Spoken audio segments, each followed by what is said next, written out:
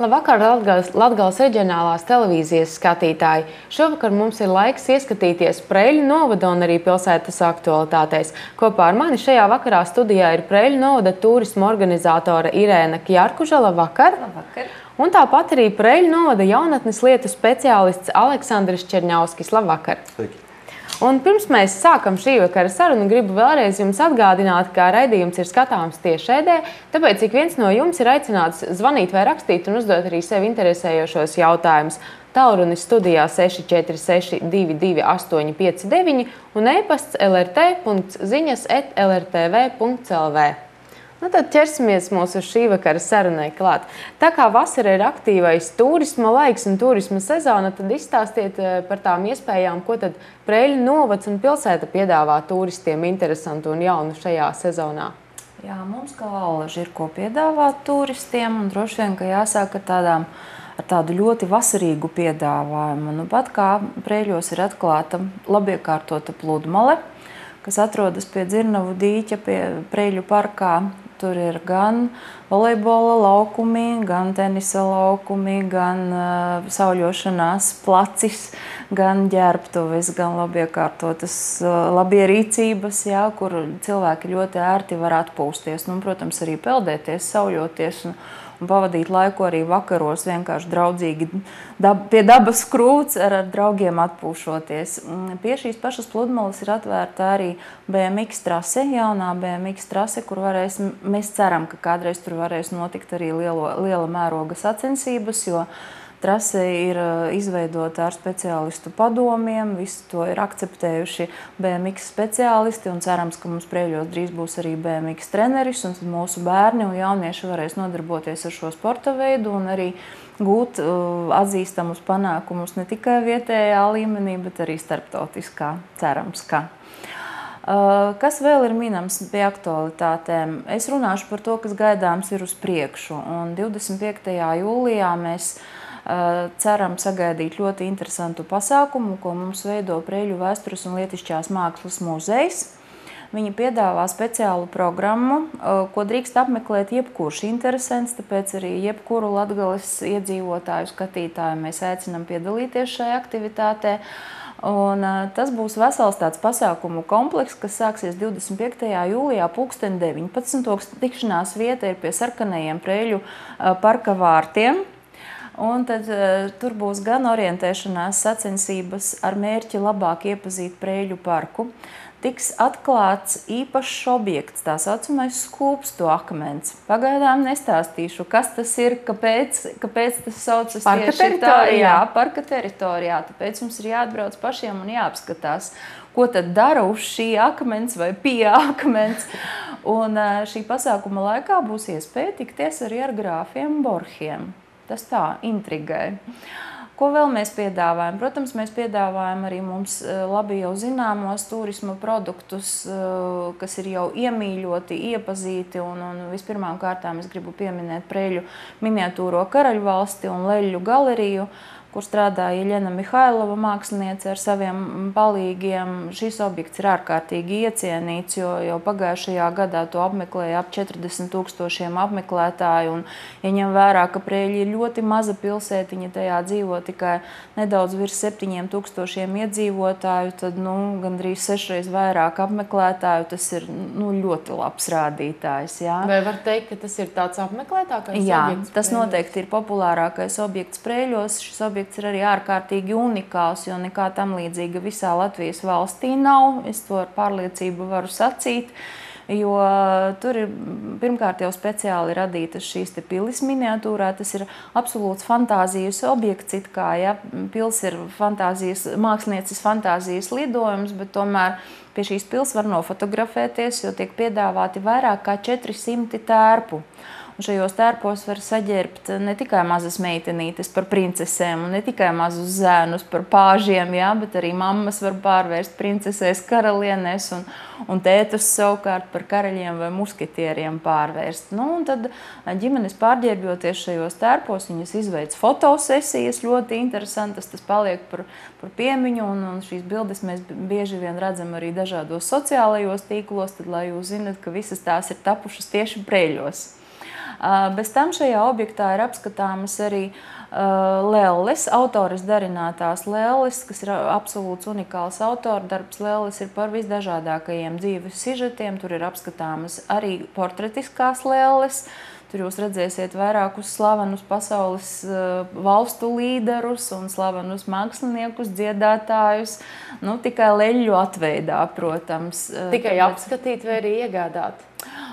Ja jūs sarunāsiet ar mākslinieci, tad varbūt varēs iegādāties, bet pagaidām, protams, ka tā ir ļoti ekskluzīva lieta šīs lelles, un pagaidām tās iegādājas tikai lieli muzeju. Piemēram, pēdējā laikā 6 lelles tika nopirka Baku Nacionālais muzejs Azerbaidžānā, un māksliniece jau principā ir ar starptautisku slavu. Viņa brauc uz starptautiskām izstādēm gan uz Prāgu, gan uz Sanktpēterburgu, gan uz Azerbaidžānu, un drīz vien arī viņa dosies uz Baku ar savām lellēm, un viņu pazīst jau visā pasaulē. Tad jau šis objekts piesaista arī ārzemju turistus. Protams. Un tad varbūt arī jautājums uzreiz, vai viņi arī dažādo savu piedāvājumu klāstu, lai tā, ka cilvēks atbrauc vienu gadu uz šo muzeju, viņš brauc nākamgad un viņš ar tieši tādu pašu interesi grib braukt arī vēlreiz. Šis objekts ir brīnišķīgs tieši ar savu mainību, jo es vienmēr turistiem saku, kad viņi saka, mēs jau tur pie jums Preiļos bijām. Kad? Pirms 2 gadiem, es saku, tur pilnīgi viss ir mainījies, jā, jo māksliniece ir radoši ārkārtīgi aktīva, viņa 2-3 dienās izveido pa jaunai lellei. Šīs lelles nemitīgi tiek mainītas, viņas vienas aizceļo kaut kur uz izstādēm, citas top vietā, un šī ekspozīcija nemitīgi tiek nomainīta, papildināta, un tāpat ir ar tērpiem. Tērpi rodas aizvien jauni, un, teiksim, ja jūs vienreiz nofotografējāties sarkanā kleitā, tad nākamreiz to varat darīt zilā, zaļā vai dzeltenā kleitā, un savukārt arī sievietes, kurām tik ļoti patīk pārvērsties, viņas var mainīt arī savu matu krāsu, no blondīnēm pārtep par brunetēm vai rudmatēm, un visas iespējas to ir izdarīt Preiļos. Izmēģināt, kas vairāk piestāv. Tieši tā. Nu, un vēl, protams, ka mēs ļoti, ļoti lepojamies ar savu gastronomiskā turisma piedāvājumu, jo pie mums noteikti ir ko darīt gardēžiem. Tas ir kaut kas jauns Preiļos? Neteiksim, ka pārāk jauns, bet vēl aizvien ļoti aktuāls. Pirmkārt, jau mēs lepojamies ar savu akciju sabiedrību Preiļu siers.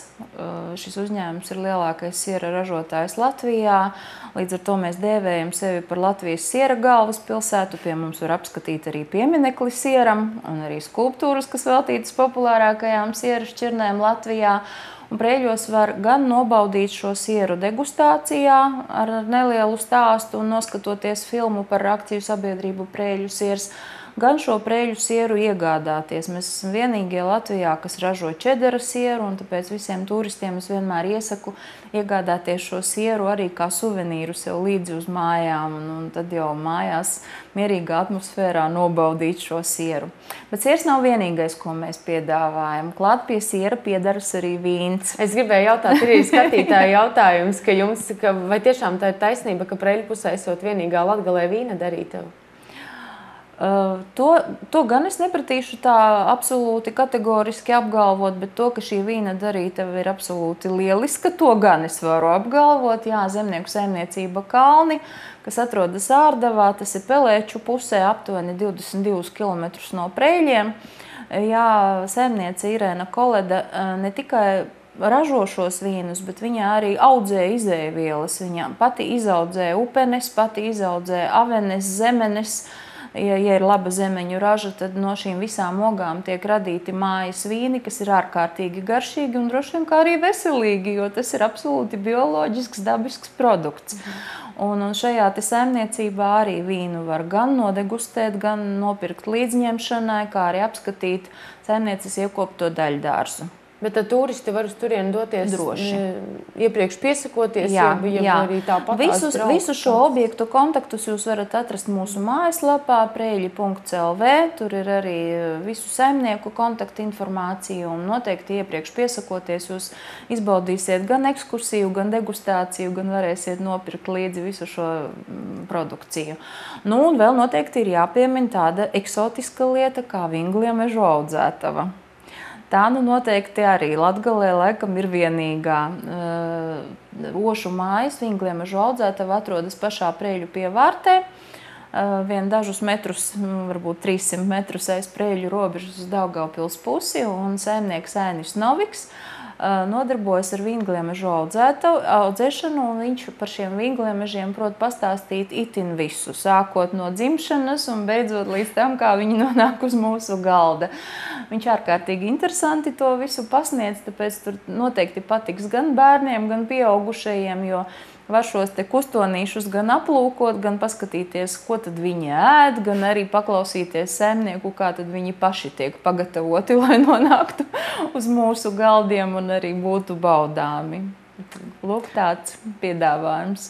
Varbūt dosim vārdu arī Aleksandram nedaudz izstāstīt par to, kādas iespējas tad jauniešiem, gan pašiem Preļu jauniešiem ir atpūtas turisma jomā un tam līdzīgi Preļu pilsētā un novadā. Nu jā, mēs esam pavisam jauni. Jā, tagad jauniešu informācijas punkts Preļos ir atvēries. Nepilnas 3 nedēļas atpakaļ tikai. Tā kā mēs tikai sākam darbu, Santa Ansāna ir mana priekšniece, teiksim tā, viņa vadītāja tā punktam. Un es arī tāds speciālists klāt, otrais cilvēks. Bet Santa nodarbojas vairāk ar, teiksim, administrēšanu. Un es vairāk esmu tāds tehnisks cilvēks ar visām aparatūrām un afišām ņemos tā un organizēšanu pasākumu. Mēs tagad sākām arī pirmais pasākums. Mums būs šo ceturtdienu, 18. Tāds izmēģinājuma pasākums jauniešiem, tāda kā jauniešu diena. Paskatīsimies, kā tas viss, kā saka, mums noies. Tur būs gan jautrās stafetes, gan konkursi. Un pēc tam arī paši mūsu Preļu jaunieši gan uzstāsies, gan spēlēs mūziku. Kur tas notiks? Tas notiks Preļos, Preļu pludmalē, kur tieši tagad Irēna stāstīja, ka atklāta pludmalē, un mēs uzreiz tur tad pirmo pasākumu arī uzrīkosim, tādu kā pludmalis, tādu ballīti nelielu. Ja? Tā kā, jā, un par to BMX arī teica, ja, ka tagad arī jauniešiem būs iespēja mācīties. Tā kā būs treneris gan BMX, gan arī slēpošana ziemā. Tā kā treneris paliks visu gadu un varēs gan trenēt jauniešus gan slēpošanā, gan arī BMX. Atgriežoties pie ģipa, teiksim tā, ja, mēs tagad sākām apzināt aktīvos jauniešus Preļos. Cik daudz viņu ir? Daudz, neteiksim, ka pašlaik ir daudz, uz rokas pirkstiem var saskaitīt, tādus aktīvākos, kad 10, varbūt drusku vairāk, kad 15, ja. Regulāri nāk kaut kādi 8, ja, bet tas ir tikai pats sākums. Pašlaik vairāk aktīvie tie ir sākot no kādiem 15, 14 līdz 18, 20. Ja, bet tā mazpilsētā arī ir, ja, kamēr jaunie tagad pa vasaru ir gan pie vecmamām, gan pa vasaras nometnēm, pamatskola prom un gimnāzija, vidusskola arī lielākā daļa, kas nedzīvo Preļos, arī izbraukuši ārā no pilsētas. Un tagad strādāt ar ko vasaras laikā, neteiksim, ka daudz ir ar ko strādāt. Gaidīsim septembrī. Jā, laiks iestrādāties. Tieši tā, laiks ir iestrādāties, saprast visu, sagatavot visu dokumentāciju, teiksim tā. Un tad no septembra sākt jau normāli strādāt ar jauniešiem no, kā saka, visa spektra, teiksim tā, ja. Gan pamatskola, gan vidusskola, gan arī tie, kas jau ir beiguši, kas ir atgriezušies no augstskolas, ja. Kaut kā piesaistīt varbūt arī viņus uz brīvdienām atpakaļ uz Preļiem. Vai jums jau ir idejas, kā jūs varētu piesaistīt šos jauniešus? Ideju ir diezgan daudz. Mums, nezinu tikai kā to īstenot, bet mums notiek regulāras tikšanās ar pašiem jauniešiem, notiek ideju generēšana, tad tās interesantākās idejas arī nonāk, kas ir gala rezultātā uz galda, ko mēs mēģinām realizēt. Tad, ja? Bet pašlaik, kamēr nav pietiekoši tāda finansējuma, ja?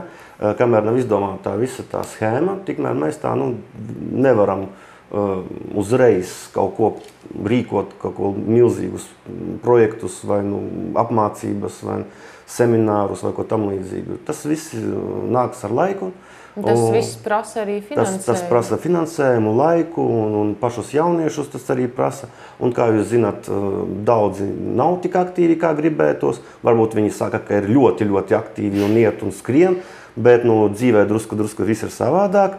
Jo tad, kad ierauga, kas ir jādara un izdzird, ka jāuzņems kāda atbildība vai kas tam līdzīgs, nu tad uzreiz sākas, nē, varbūt tad viņš labāk. Ja? Nu, tā visur notiek. Ja? Tā kā mēģināsim stiprināt, kā saka, tādu atbildības sajūtu un paskatīsimies, kas beigās būs. Bet tā kā es darbojos arī vienā NVO organizācijā, Preļu alternatīvās kultūras atbalsta centrs Preļos, arī saīsinājumā Pakats. Ja, tad mēs rīkojam paralēli tam visam arī alternatīvos pasākumus. Dažāda veida, sākot no smagajiem metāliem un beidzot ar kluba mūziku undergroundu, ja, kas neskan pa radio, bet ko jaunieši gribas dzirdēt vai tam līdzīgi, un tad mēs atļaujam rīkot. Paši jaunieši nāk, viņi saka, ko viņi vēlas dzirdēt, ko viņi grib uzaicināt. Tad mēs skatāmies, vai tas ir iespējams, un uzaicinām, un tad viss notiek pasākums. Lūk, jaunieši paši uztaisīja pasākumu. Tā kā no tehniskās puses, teiksim, tā aparatūra, telpas, kur rīkot, tas viss ir, to var atrast. Pietrūks tikai kaut kādas darītāju, kaut kādas drikstēlītes, lai tas viss aizietu. Bet es ceru, ka tagad pēc 18. jaunieši ieraudzīs, ka viņi uztaisīja tādu pasākumu, ja, Pludmalē, un varbūt nāks vairāk, varbūt sāks atkal tādas jaunākas idejas parādīties.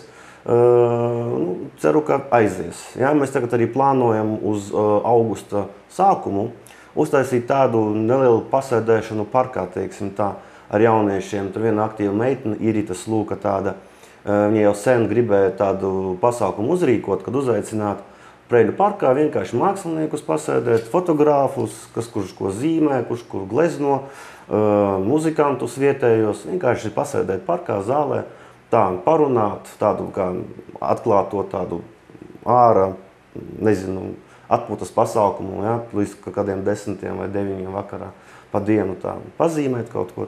Nezinu, redzēsim. Galvenais, tas būtu tā, pašiem būtu interesanti un viņi paši gribētu piedalīties un meklēt kaut kādas iespējas. Ja, ja tu piedāvā viņam kaut ko, ja, tikai tas vai tikai tas, viņam, tam jaunietim, pasaka, nē, es gribu kaut ko šito. Ja. Tad būtībā ierobežojot viņus? Ierobežojot, nevajag ierobežot. Vajag labāk iedot brīvību izvēlēties no pašiem no savām idejām. Ja. Un tad, lai viņi tad piedāvā mums. Ja, un mēs tad visu norganizēsim, nav problēma.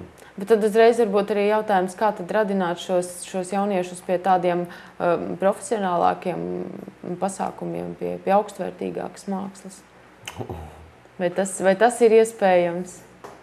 Es nezinu, mums Preļos ir Preļu vēstures lietišķās mākslas muzejs. Viņiem ir dažādas muzeoloģiskas programmas. Ja. Kā jau teicu, 25. būs arī pasākums Preļu parkā milzīgs, ko arī, starp citu, jaunā vēstures speciāliste Zane uztaisīja. Ja. Mēs tur arī piedalīsimies kā brīvprātīgie, palīdzēt viņai. Varbūt tas ir sākums, es nezinu. Bet mums ir arī Preļu mūzikas un mākslas skola. Ja. Tā kā tur ļoti daudz arī jauniešu ir.